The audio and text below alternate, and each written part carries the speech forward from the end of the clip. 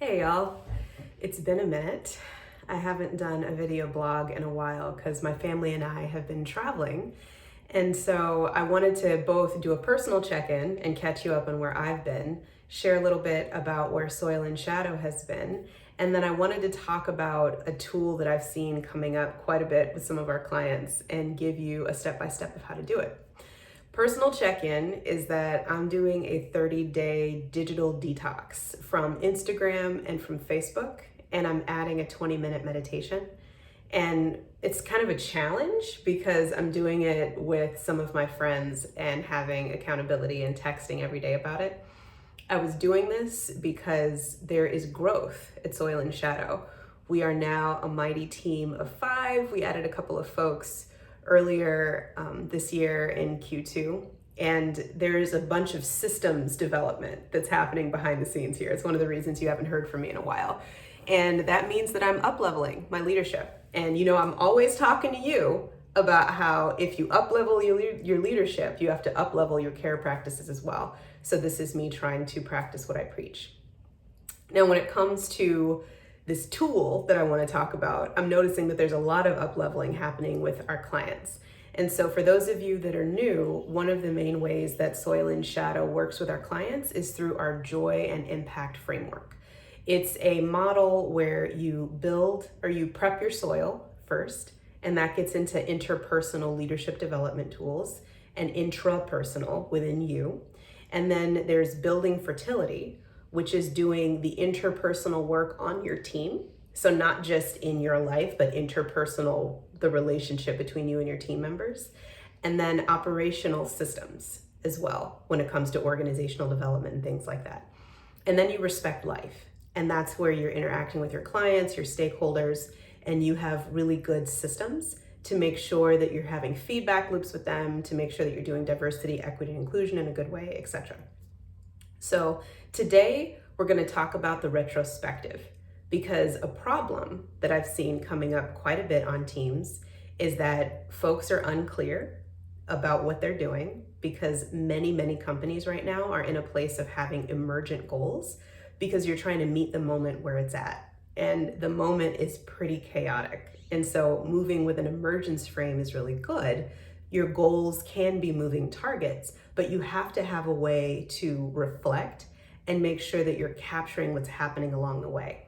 And that's something a retrospective can solve. Another thing that's been coming up is people feeling like they are giving input and they're not seeing it integrated. I mean, that's a huge problem in general with teams and organizational development. You can do team surveys, you can get feedback, but 50 to 75% of the time, that feedback isn't integrated well. And so then people feel like, why am I even sharing? I've shared this 3 times already. There's nothing being done about it. There's no reason for me to share. And then you get attrition, you get conflict, you get all of that. Another problem we've seen is that people just don't feel heard in general, not just when it comes to integrating feedback, but I sent an email last week or the week before about how to make sure when there's a current event that happens and it's painful, you have an appropriate way of processing that on your team. And that's a key thing about people feeling heard. There is a way to build that into a retrospective as well, just when it comes to a check-in, a very brief check-in. And so people feeling heard is not just when it comes to what's happening in the organization, but it's also what's happening personally. So I wanted to share our format for how to do retrospectives, because it occurs to people as something that has to be an hour-long meeting. It has to be its own separate thing. We need to add this to a staff meeting. We already have so many meetings, WTF. But we have a 15-minute way at Soil and Shadow of doing retrospectives that we're actually about to share with one of our clients in a team retreat as well. And it's timed. We're on Zoom. We all jump on. You can do this with a team probably up to 20 people. There's 1 minute to check in. We do a deep breath, and then we share a 1-word check-in of how we're doing. 1 word. Then there is a 5-minute timed exercise where it's silent and everyone writes their stand-up, right, in an agile way. What you're working on this week and any help you need. And then you write your retrospective from the week before. What went well, what didn't work, what needs to improve. And in that 5 minutes, everyone gets a chance to look at our 2-week sprint board that we have in our project management software and really look at what happened, like what we were supposed to accomplish the last couple of weeks. And sprint boards and agile systems are really good ways, if you have emergent goals, to just plan for 90 days and then plan for 2 weeks and call it a day, and then consistently do a retrospective. So we time that 5 minutes for people to write in the chat. Timer goes off, everyone puts their feedback in the chat. We do another timed 30 seconds to a minute for everyone to read what everyone else wrote. And then we spend the rest of the stand-up time, which could be, upwards of 7 minutes, discussing.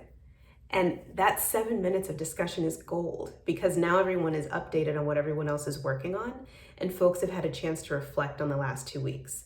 And the key thing here, when it comes to people feeling like their feedback is being integrated, is your admin person who's on the stand-up and the retrospective then pulls everything out of the chat and uses that to divvy up tasks, create assignments in your project management software. And it's a written record of what's been happening every 2 weeks. And then that can get aggregated into a quarterly reflection that just gets emailed to the team. There are so many good ways to tease out that format of a bi-weekly retrospective or a weekly retrospective. It's only 15 minutes. You can build it in at the end of a meeting. If you have a meeting that used to be an hour, be 45 minutes. So many ways to use this. If it's useful for you, I'd love to hear your feedback, and I hope you're well. Take care.